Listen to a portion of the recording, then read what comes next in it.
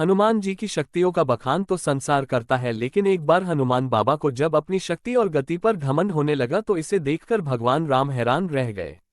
भगवान राम ने हनुमान जी के इस घमंड को चकनाचूर करने में देरी नहीं की। भगवान राम और उनके भक्त हनुमान की ये पौराणिक कथा प्रचलित है। हम आपको बता रहे हैं कि बल बुद्धि और शक्ति के दाता हनुमान जी में जैसे ही घमंड आना शुरू हुआ, भगवान उसे ज्यादा देर उनमें नहीं रहना पड़ा। लेकिन ये घमंड आया कैसे और फिर कैसे भगवान राम ने इसे तोड़ा, आइए जानते हैं।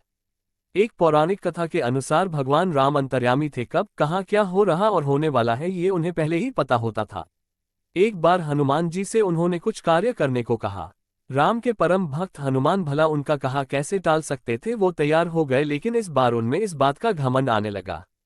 ये कहानी है उस समय की जब भगवान श्री राम लंका जाने के लिए समुद्र पर सेतु बांधने की तैयारी कर रहे थे।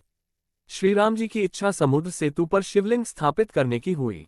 उन्होंने हनुमान जी से कहा कि शुभ मुहूर्त में आप काशी जाकर भगवान शंकर से लिंग मांग कर लाओ।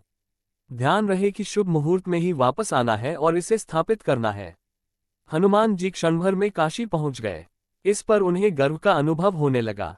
उन्हें लगा भला ये कौन सी बड़ी बात है। अंतर्यामी भगवान श्रीराम जी को इस बात का पता लग गया। उन्होंने हनुमान के मन की बात जान ली। उन्होंने सुग्रीव को बुलाया और कहा कि मुहूर्त बीतने वाला है, अतएव मैं रेत से बनाकर एक लिंग स्थापित कर देता हूं।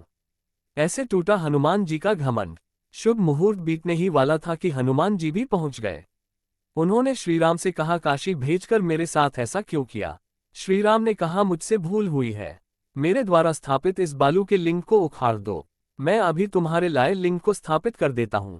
हनुमान जी ने पूंछ में लपेटकर शिवलिंग उखाड़ने का प्रयास किया। शिवलिंग उखाड़ना तो दूर टस से मज नहीं हुआ। हनुमान जी को शक्ति और गति का जो घमंड था वह चकनाचूर हो गया।